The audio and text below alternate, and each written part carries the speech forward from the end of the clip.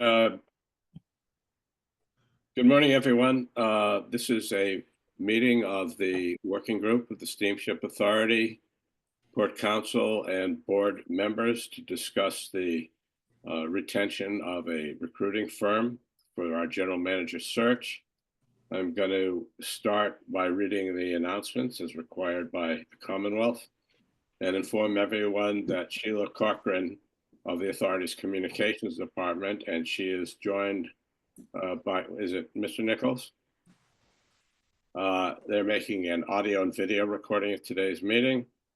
If anyone else is making an audio recording or video, please identify yourself.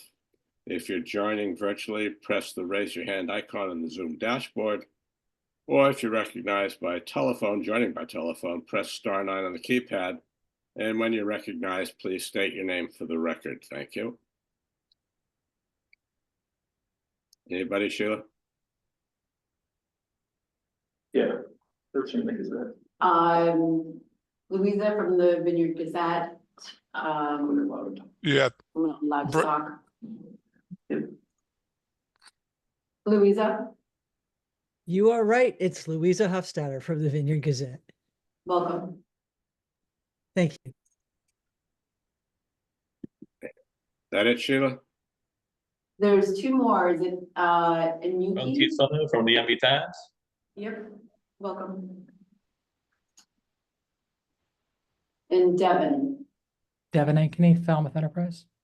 welcome. That's And it? that's it? That's it. Okay, thank you. I'm reading the Commonwealth statement regarding remote participation now. Pursuant to Section 20 of Chapter 20 of the Acts of 2021 as amended, search committee members are participating remotely in today's meeting because physical attendance would be unreasonably difficult. All of the members are in attendance, and all members participating in the meeting via the Zoom video conferencing app will be clearly audible to each other. And as a result, members' remote participation in this meeting, any and all votes taken shall be by roll call vote today. So with that, we have our 4 members of the committee here. We have heard from the 4 placement agencies who presented to us. I thank them for their participation and their interest. I'm sure others, the search committee like myself, have comments. I did learn a lot from the sessions that we had, including the need for us as we go forward with the search committee to be very clear about our expectations from the of the ultimate candidate and the requirements that the authority would have and the board would have for that individual. So with that, I'm hoping that through a discussion today, this group will come to a conclusion as to a search firm, and then take that to the board for the board to approve the selection. And at that point, we would then negotiate with finalized terms and move forward with the search process. And if that, if any of the search committee members feel differently about that process, let me know. Other than that, I'd open the conversation. Rob? How do you want to, Robert? how do you want to proceed, Jim, to go over each candidate one by one, or, you know, do you have a game plan here, or we just wing it? Well, but my game plan would be, I'm sure that number one, we all talked about having a rubric in terms of evaluating these firms, and Rob put forward one that we looked at.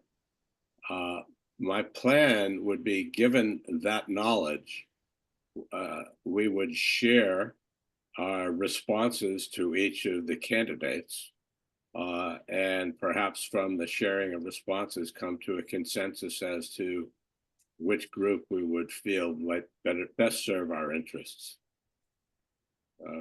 Rob, you want to start? Well, let me just mention one thing on the rubrics. I appreciated the rubrics, but I find it, you know, very difficult.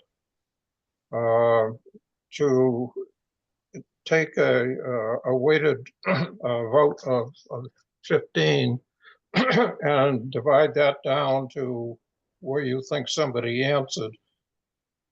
I looked, I looked at the whole picture and including all of the answers together. And I put some numbers down, which to me,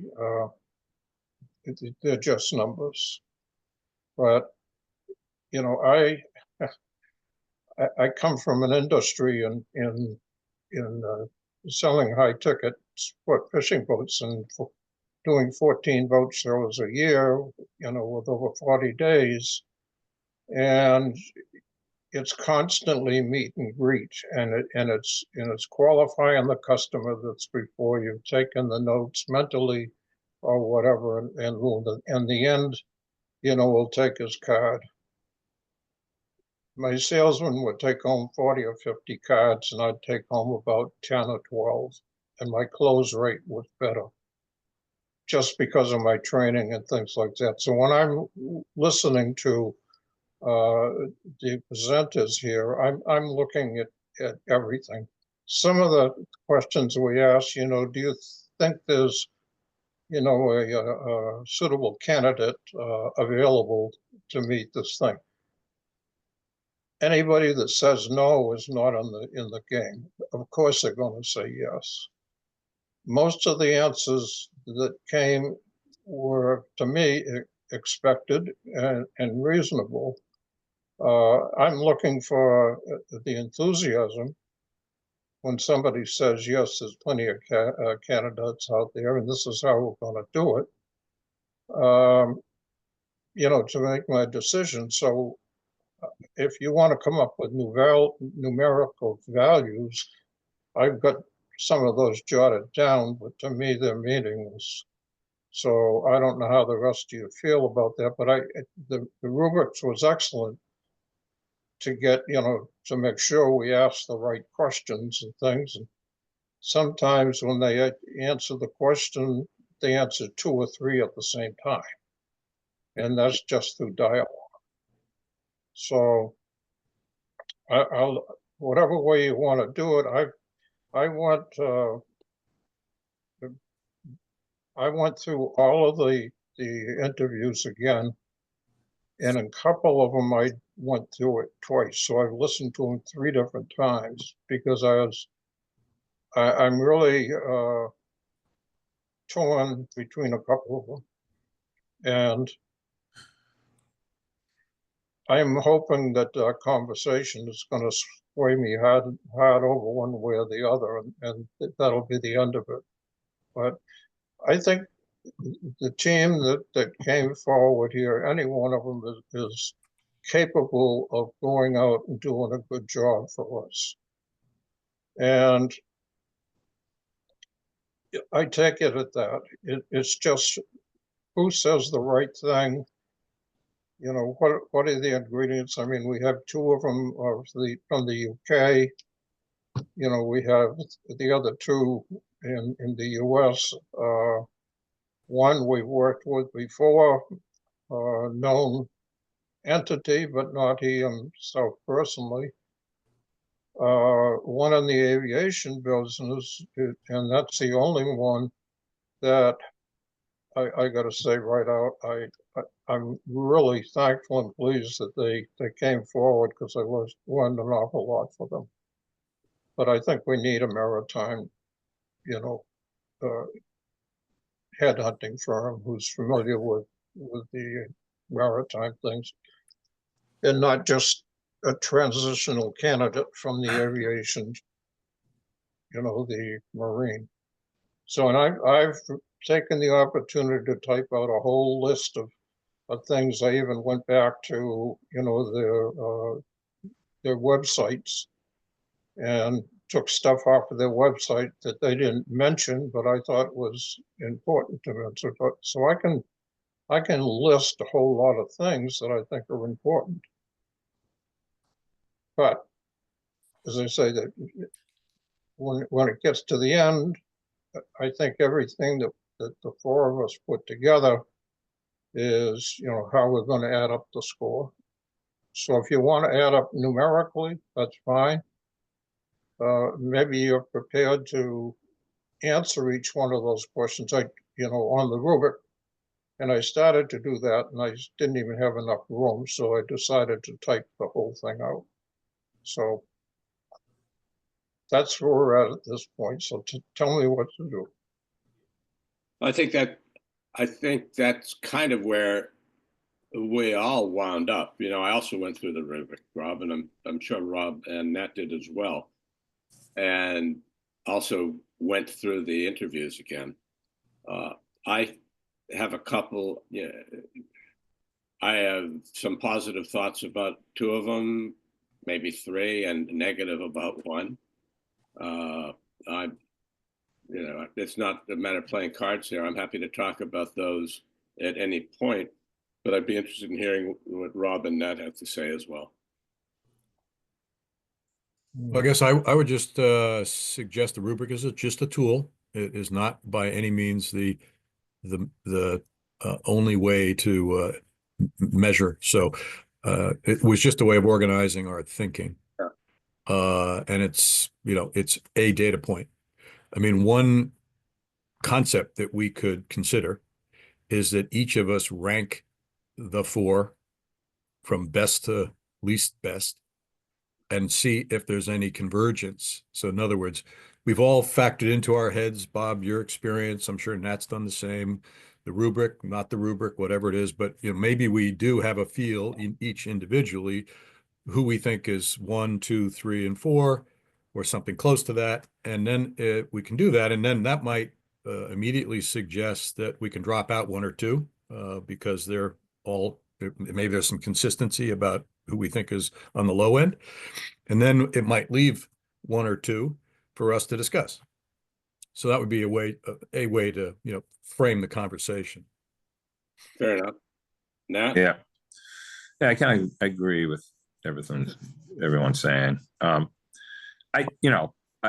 Again, I'm sort of looking at this as that first time doing anything to this level for this position, let alone the other positions that we never talked about in the past, didn't even have a COO.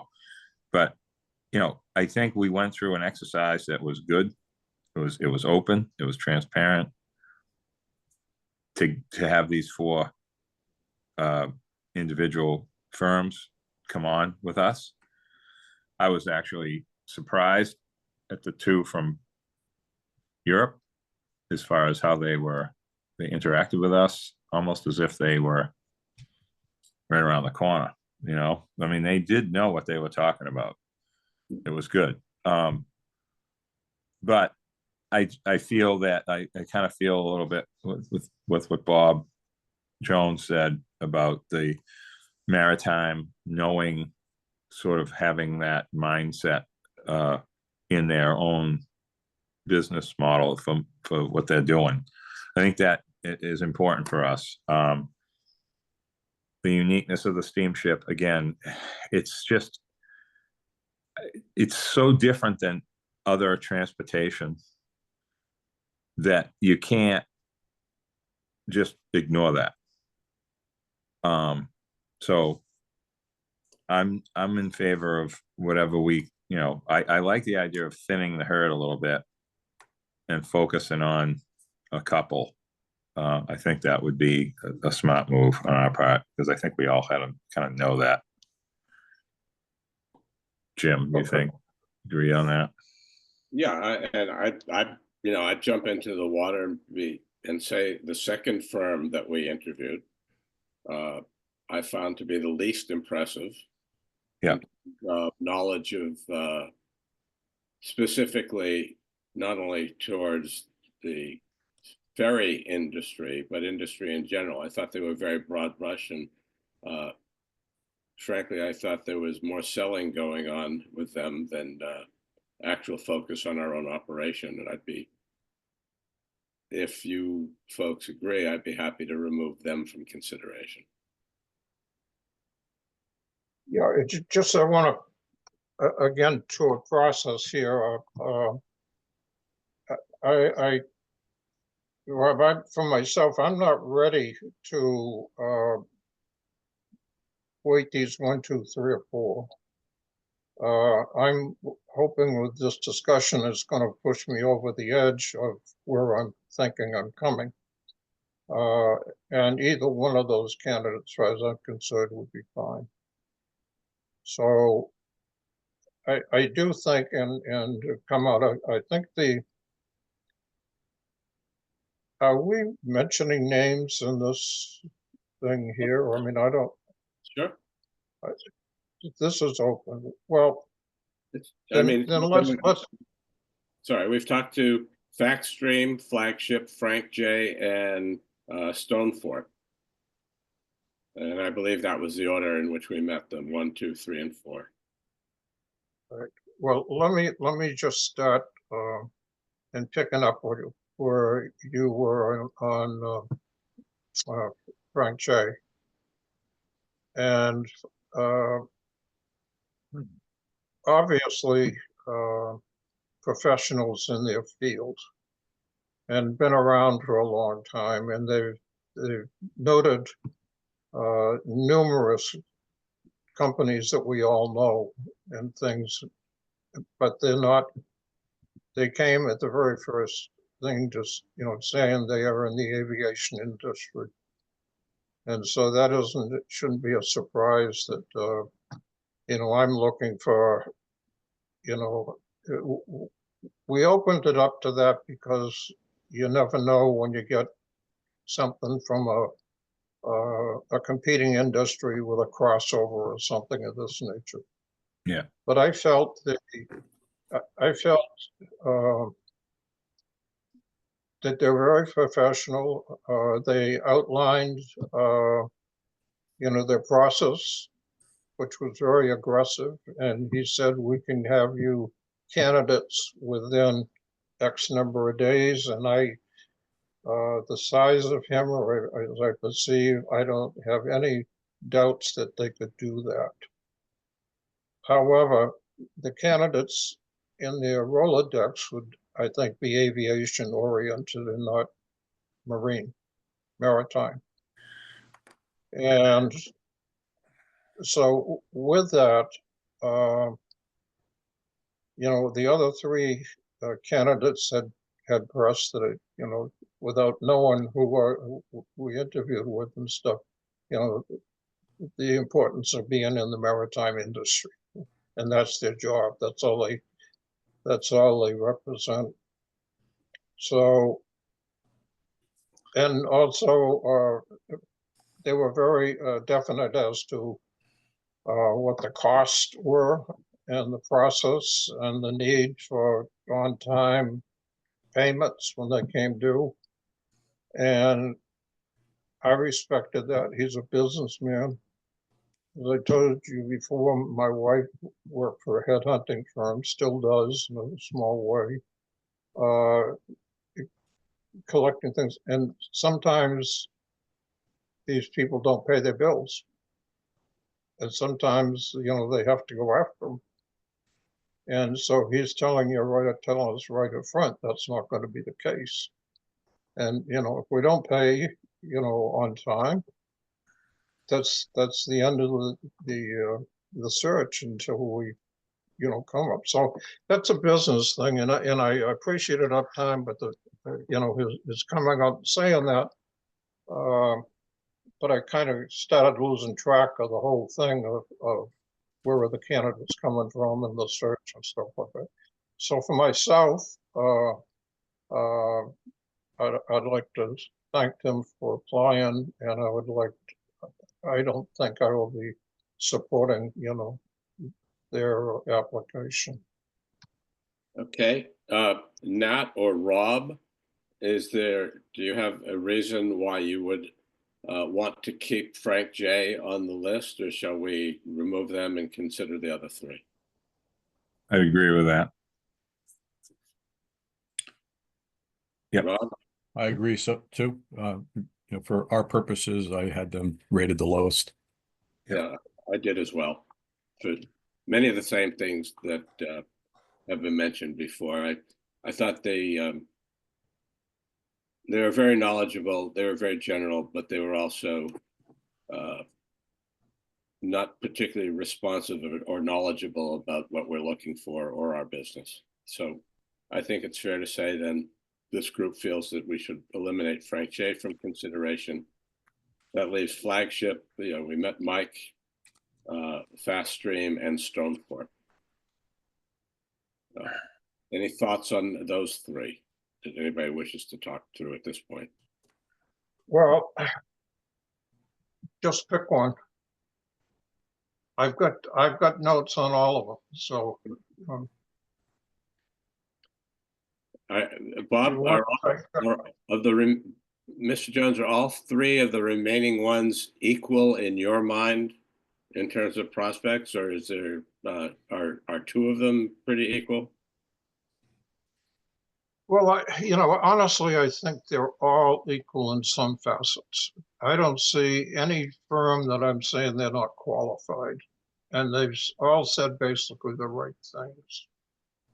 And I, kind of agonized on some of these things. I want to be fair, but there's nothing that on what I consider the top two that's jumping out in front of me and saying, this is the firm. I want to listen to this conversation here first.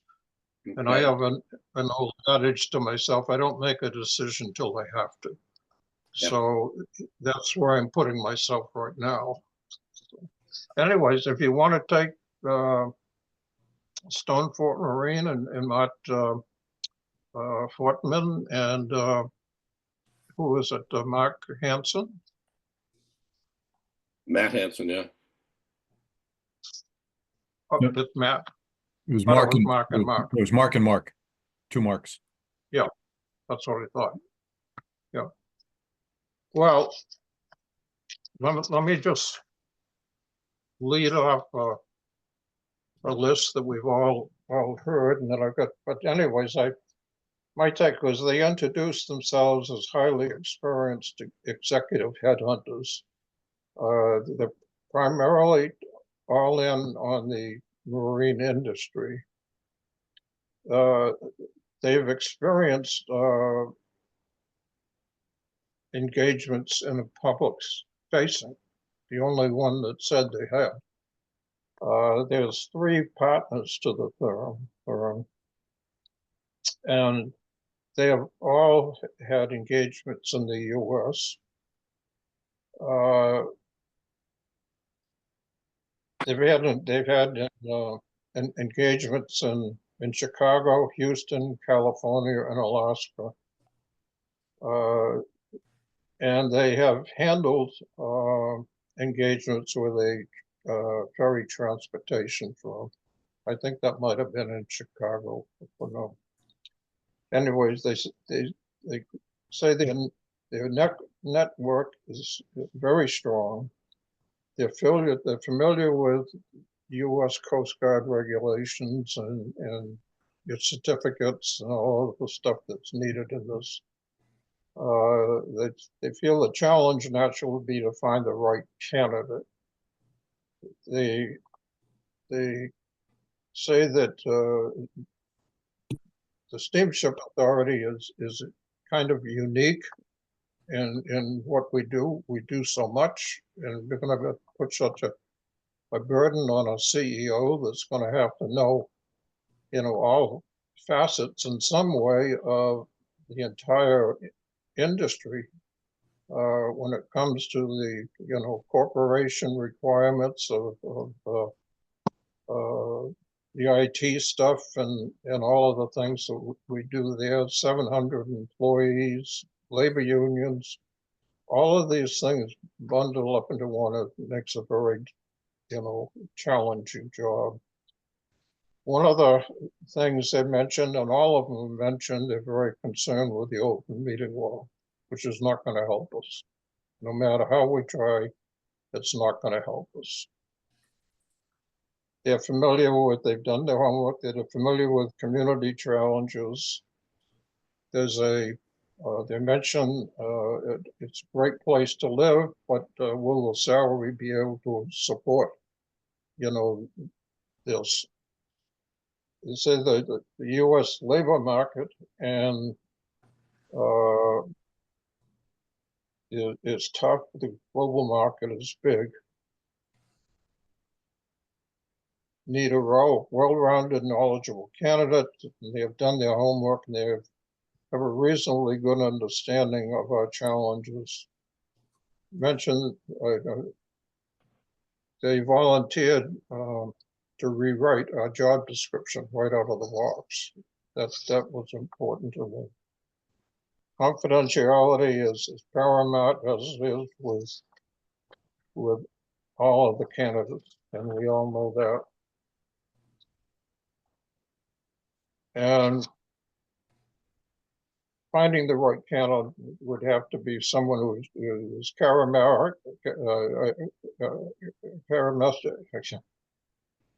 and compelling. We asked about a portal. The answer was no, but they'd keep us up in the progress. And they will do a search, have to do a search for a high-level qualified CEO. Those are my notes. Everything is I based and on the presentation. Chemistry is important. It's going to be important to us as to who we're working with. They seem more than willing to work with us. I see nothing wrong if it came to them to hire them. However, I do have two others I think I'll be leaning to.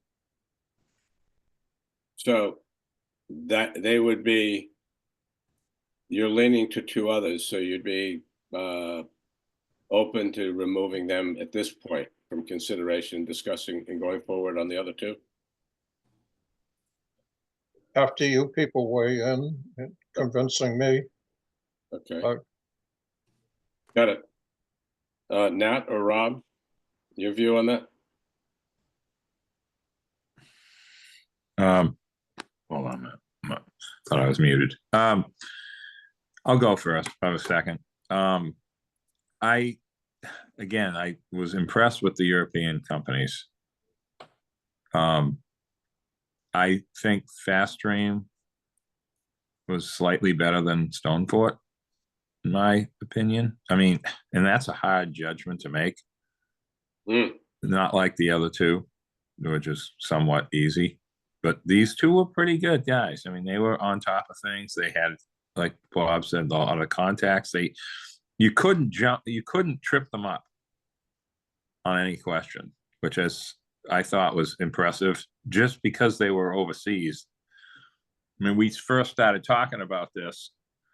We said we didn't want anyone from overseas. Somebody said that. I don't remember who said it. Somebody did. And I was like, I wasn't even thinking about global, but they were impressive. But I think Fast Stream was a little bit, they get an edge over the other one, in my humble opinion. And then, of course, Flagship would be the obvious other one, in my opinion. Thanks for that. Rob, what's your view on? So I like both Stonefort and Fast Stream a lot. My hesitation on Stonefort is their lack of U.S. Experience as a recruiter. Bob, I do recall they mentioned Alaska, but that was a different role. I don't believe that was as a recruiter. That was the operational experience of one of the two marks. I can't remember which one. Whereas Fast Stream has a guy who focuses on the U.S. market.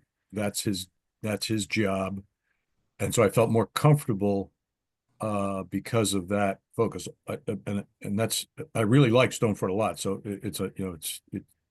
that to me was the differentiator though between the two.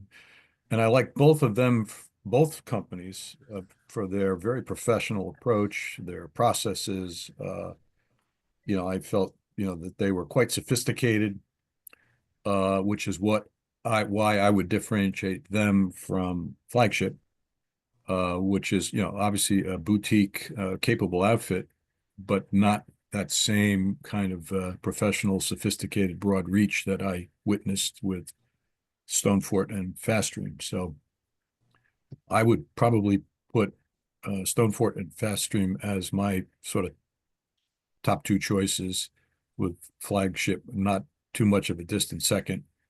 And if I had to differentiate between Stonefort and Faststream, it would be the fact that they have an individual.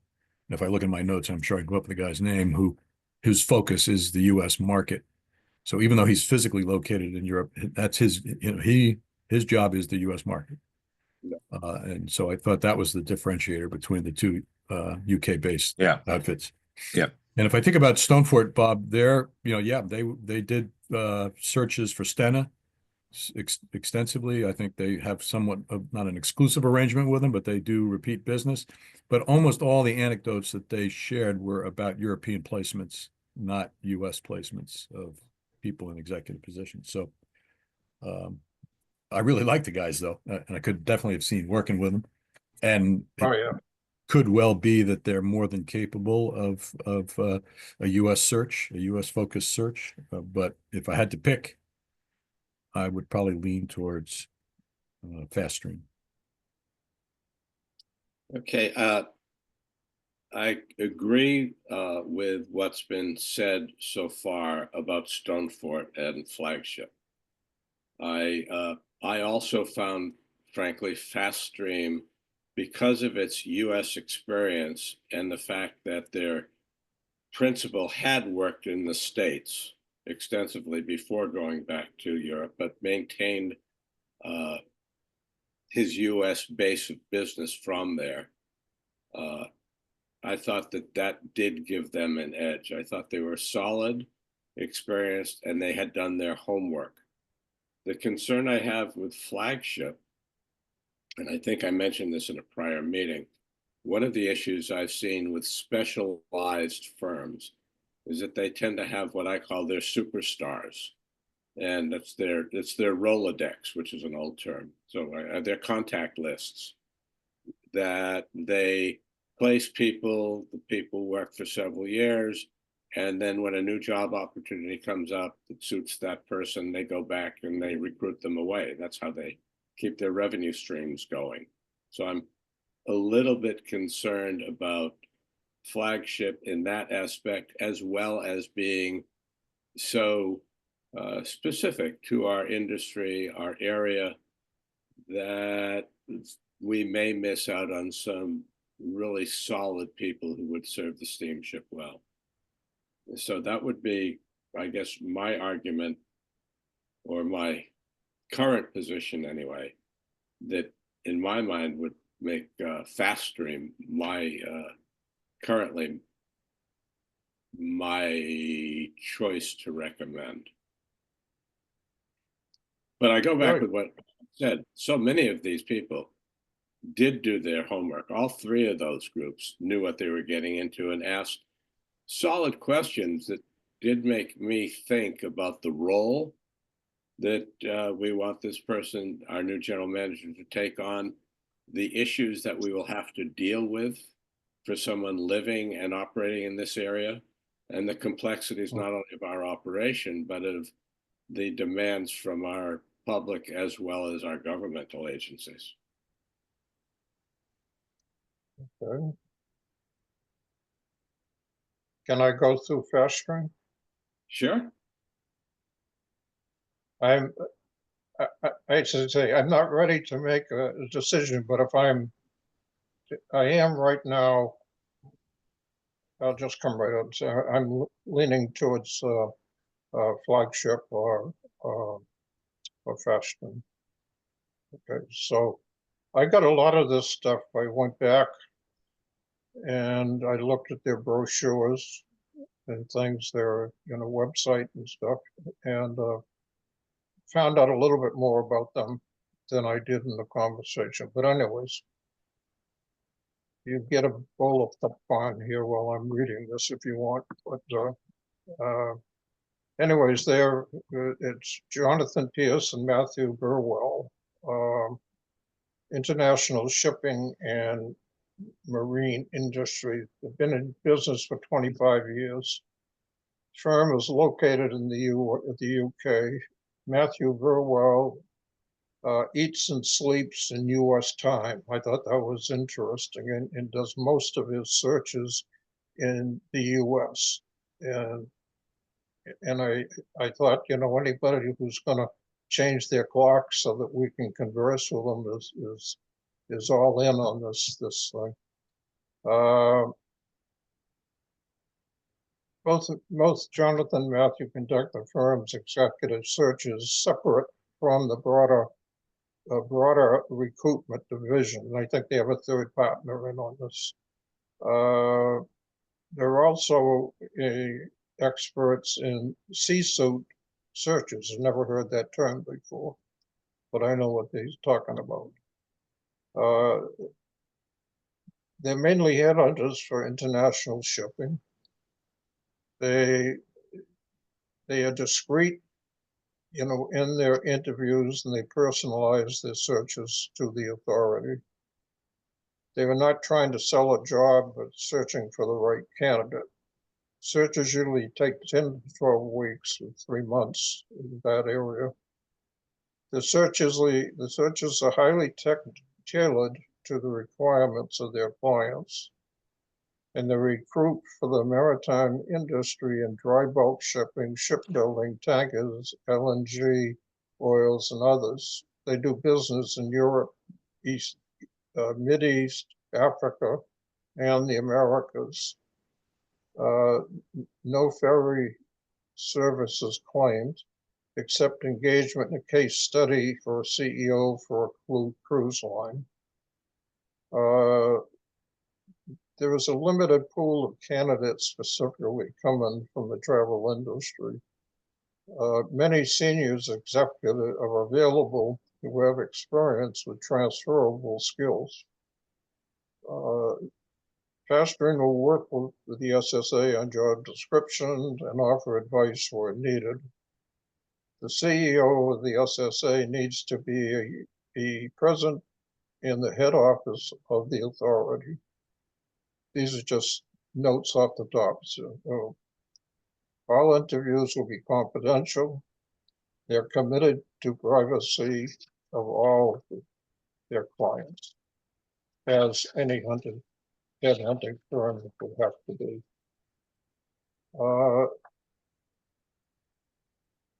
They will share the progress of the interviews with the Steamship quickly, and will keep the SSA informed throughout the progress. They see big problems with the open meeting laws, and we had a good discussion on that, requiring a public face requirement. We told them we can't get out of it. They have searched the SSA and are aware of community concerns. Open meeting laws will be a challenge, and they may be a deal breaker in some cases. Salary and cost of living may be an issue. Cape Cod is a beautiful area, as everybody admits, and will be attractive to candidates. The uniqueness of the position of being CEO of the SSA as being one of the largest ferry services in the country will also attract candidates. Very confident that they can find the right candidate. They will arrange the interviews. They'll provide assistance in the negotiating compensation packages. They were result-driven and with invoice tied to performance. Their fee structure is 2 installments, 33% of the general manager's salary. Those are my notes. And I really like these guys. I watched them 3 times. So there you are.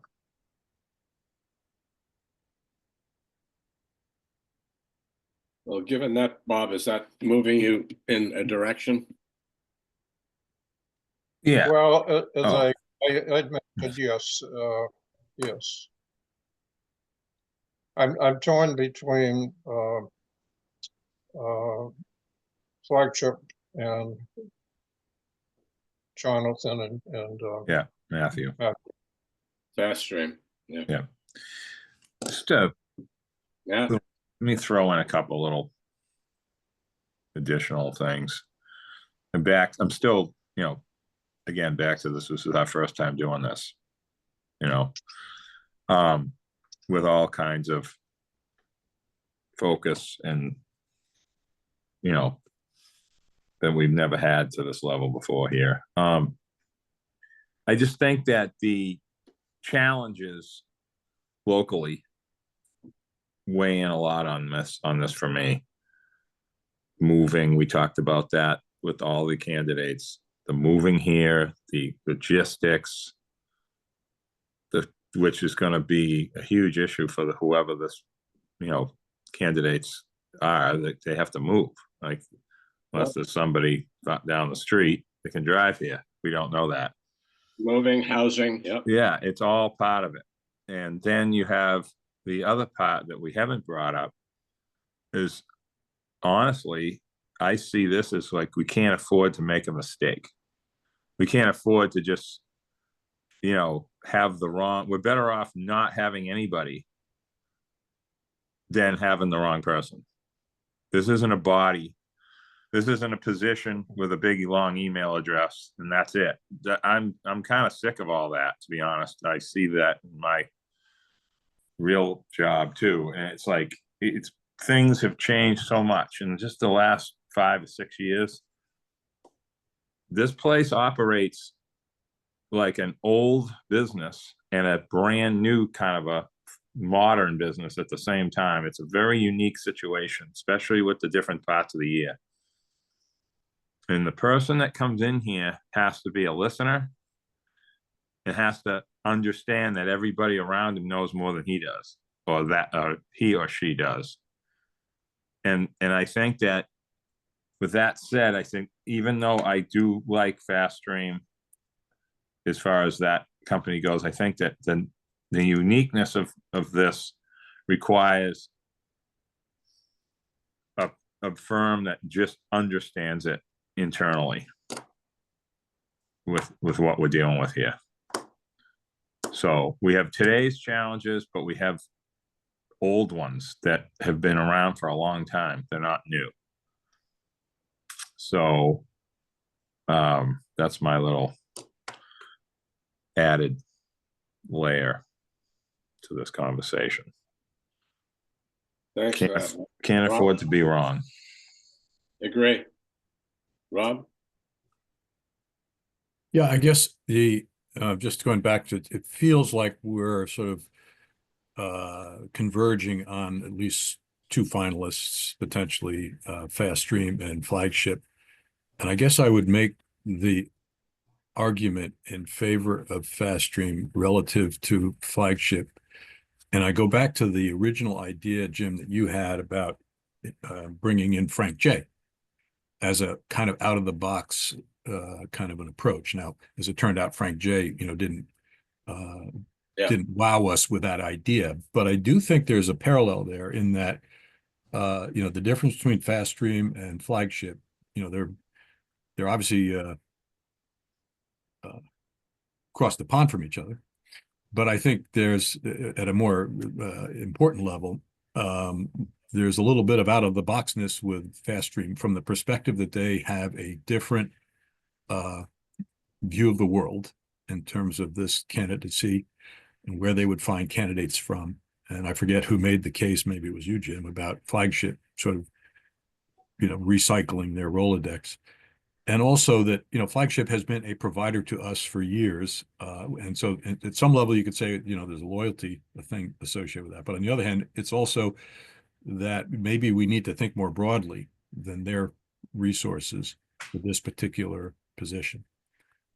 So that would be the thing that, to me, differentiates the choice of Fast Stream, to Flagship. It's going to be a different universe of their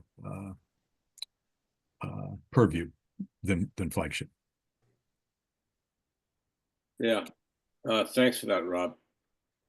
That pretty much echoes my feeling as well. I do think, Nat said this on a number of occasions at these meetings and other meetings we've been to, that this is going to be a real change situation for Steamship Authority. We have to change at the same time we have to continue to provide service. So it's not like we can just shut down for 3 months and then open up again with a brand new look. And God knows it's not going to take 3 months to create a brand new look anyway. So this is we need somebody who is, I guess the phrase you use is outside of the box. We need somebody who has a real proven track record of, in my view, execution, knowledge, motivation, change management, technology, working with not only clients, but working with the legislature and lobbyists. We need I think, as wide a net as we can spread to find this right candidate.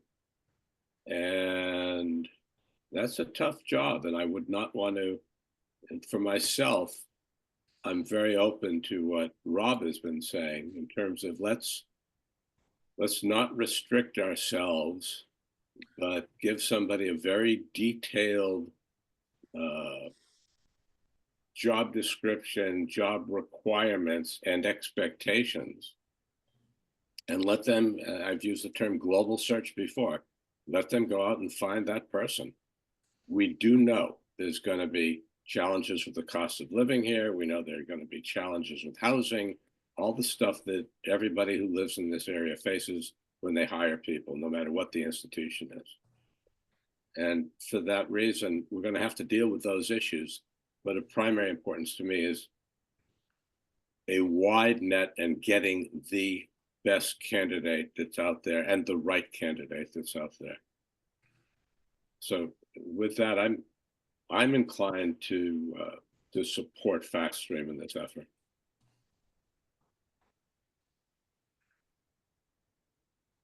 I don't know, and I'm interested in what people think about that. I also would suggest if we can't get to, and I'd like this to be a group decision, if we can't get through that and we need to have another meeting and just talk about the two firms and have the two firms come back, we can certainly do that.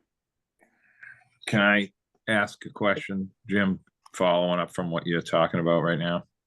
Of course. Rob probably remembers this better. Rob's the note taker. He's the guy that has it all figured out. Yeah. What was in FastStream's US connection discussion? What was that?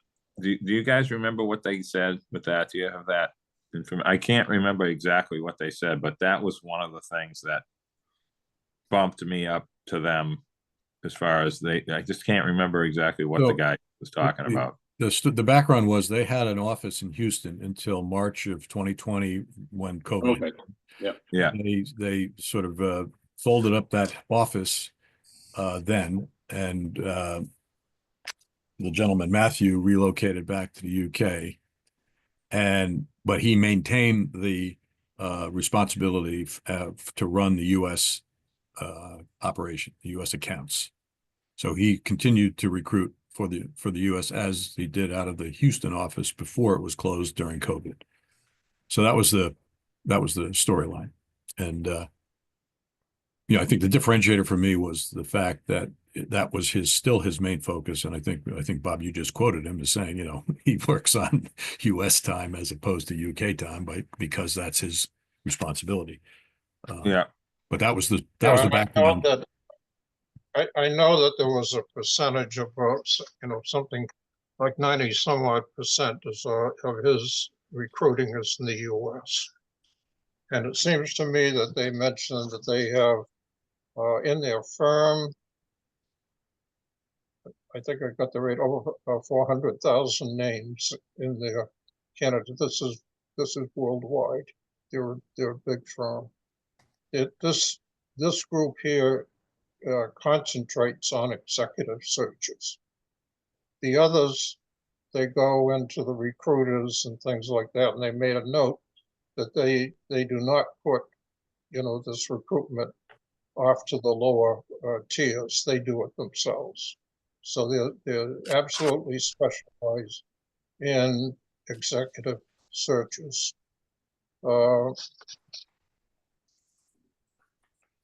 I'm very confident, but I want to do this if I can, is read my notes on flagship, as I've done with everybody.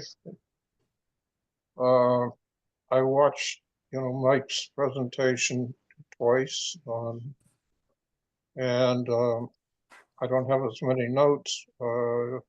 He's pretty direct. They're a totally maritime oriented firm. They've done numerous searches for CEOs and obviously people in the maritime things. A big plus there in the US. SSA, as we mentioned, he did work with Flagship before. We hired them after the pilot programs proved uneconomic, right, after 2 years of Seabulk and I think it's Hine Industry and stuff that Greg Johnson was involved in and stuff, that the authority asked him if in fact that he thought he might be able to find somebody to provide a service from New Bedford to the vineyard on Nantucket.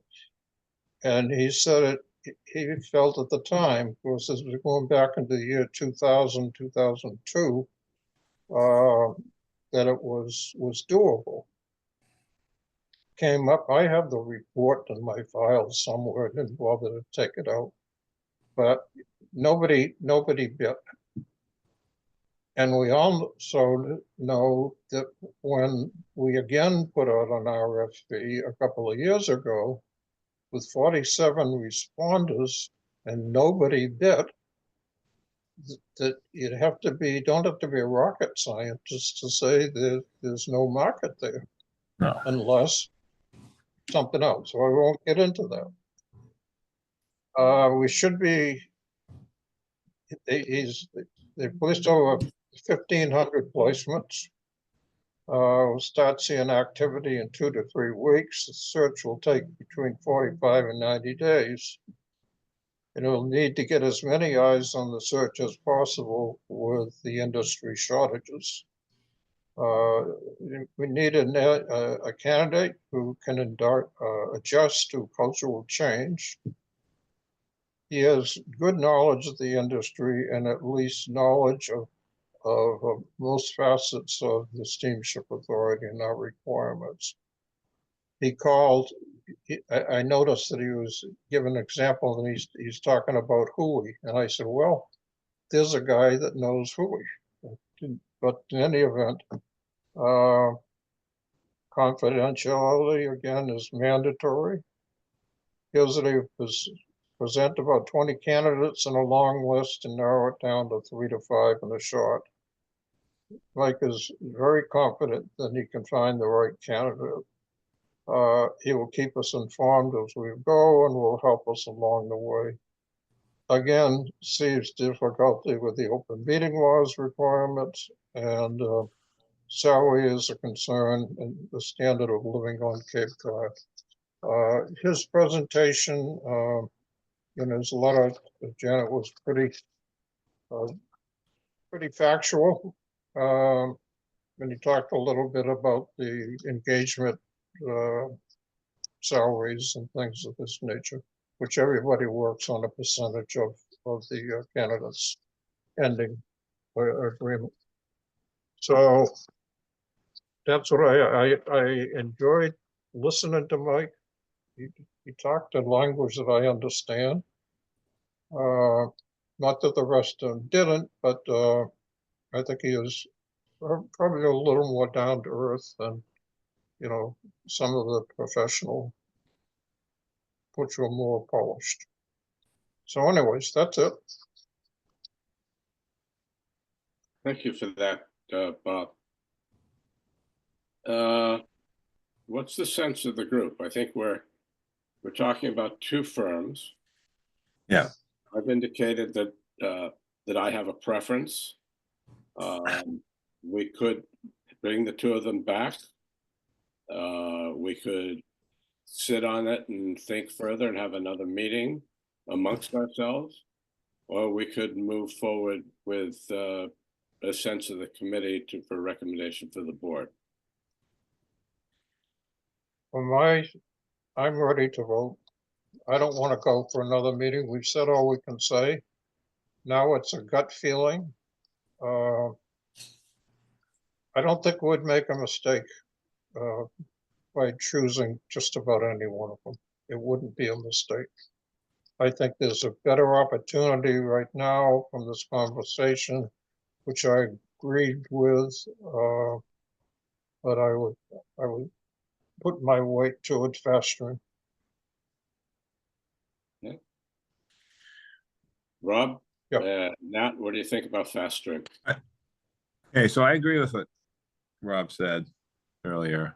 I do have another little nugget to add to what Bob said. Bringing up 2002, Bob. Geez, I mean, I have Yeah. that. That's a dusty. 23 years now. Oh, I'm well aware of everything that's gone on since '98. Believe me, believe me. And he's got the scars. Well aware. To prove it. So, anyway, here's another little piece about Fast Stream versus Flagship. Is the sense of a neutrality situation. Having someone that we haven't used before, that we like, that said the right things, that has a U.S. sort of component, and you have to have that. I mean, I'm sorry if they didn't have that, I wouldn't be as favorable in agreement with that, because I just see too many things wrong. I don't care how complicated these things are. I'm just a simple guy that goes to work, but I just see problems if they don't have a connection over here. But that said, I think it might be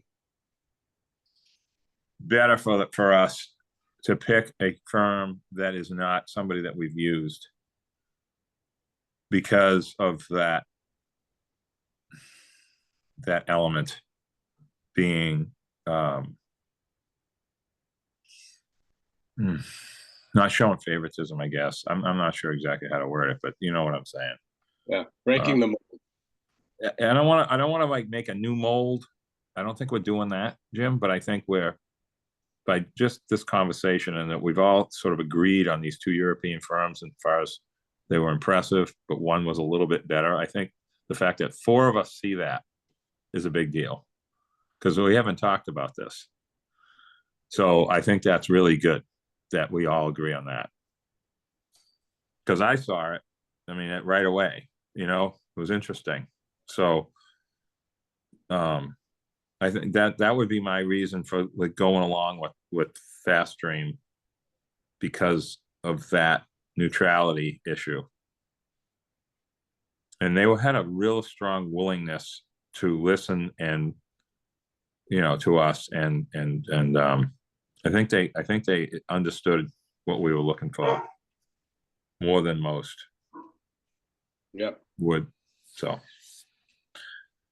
Rob? Yep. I think we're reaching a consensus here. I agree with what Bob and Nat have said, and I suspect I'll agree with what you're going to say. My first choice is Fast Stream, for the reasons we've discussed, and it's not to take anything away from the other proponent. They did a wonderful job, and we really appreciate it. But that would be the way I would lean. It's a match of our needs and our circumstance and the right firm, and I think that's where I mean, that's where this is like, two two sports, you know, 2 first-round picks. You gotta pick one. Yeah. You know, so. I'll break the ice and make a motion that, that we recommend Fast Stream to the board. Okay, is there a second to that? Second. Okay. Do we want to have any more talk about this? I think probably not, but wave your hand or make a face. I would say this, I think the process that we've gone through, the fact that so much homework has been done by each of us, not on camera, but with these groups, the research that has gone into this by each member of this working group has been considerable. And the fact that we were able, and I know Nat didn't like me saying break the mold, able to look at the situation, all of its entirety, Yeah. come to a uniform agreement that speaks to the concerns that we have fulfilling this position with the right person and making sure it gets done right. Yeah. So That fits my point about can't make a mistake. right. You know what I mean? So that's good. We know You that know, we know we're going to have people that aren't going to agree with everything we do anyway. Yeah. There's no way to have that perfect consensus. Yeah. Exactly right. But And I think, also, and just so you guys know, and I know we have a motion on the floor in a second, I have to say this, Jim. that's Okay. all right. From over here, you know, the quiet island. Right. I am fully aware of what is going on with over there versus over here. And I'm ready for that, you know, explanation that I understand what's going on. And we have to get over that and go back to sort of the new reality of the 2 islands are completely different. I mean, they've been different since 1960, but now they're really different. And we need to figure out how we're going to get to that next understanding of each other. And that was always my thing when new board members come in. And when you guys came in at the same time, I was nervous. I'm like, wow, 3 new guys, what are we doing here? And you know, and it's worked itself out. It takes time, but it works itself out. And that's what we need to do with this. This is not just about, you know, how many breakdowns have we had and who got inconvenienced. That is like, unfortunately, that is not the biggest problem we have. It may seem that way that day that it happens, but that's not what our biggest problems are. And I think that having a fresh mold, it's an old mold with a couple of new parts, you know, new shapes, we'll get there. And that's one of the other reasons I think that picking a company that is not somebody that we've already used, that we feel comfortable with. If we didn't feel comfortable with them, I would be not in favor of this. I would be picking Flagship.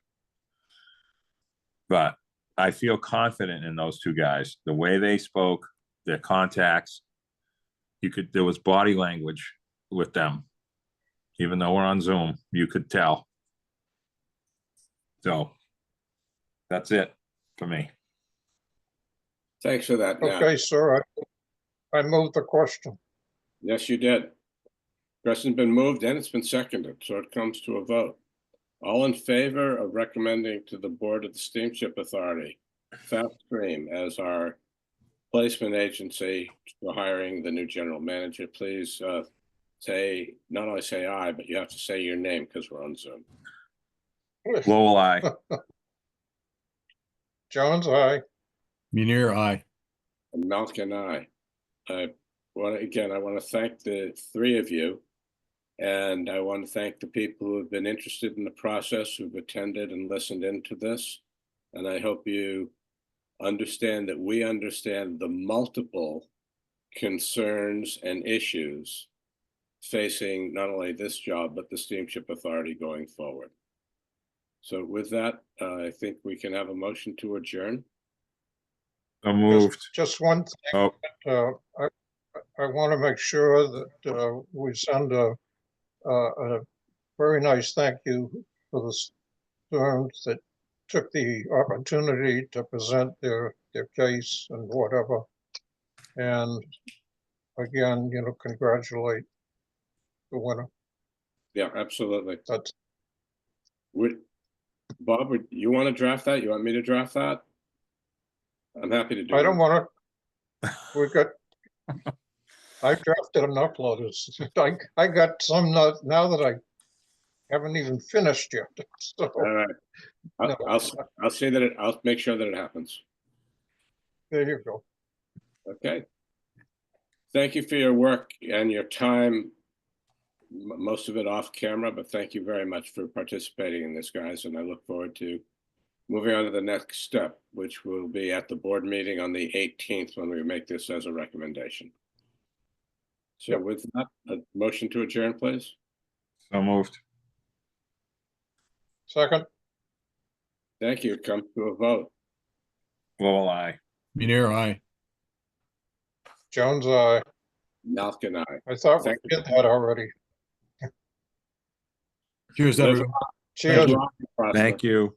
Take care, you guys. Thank you.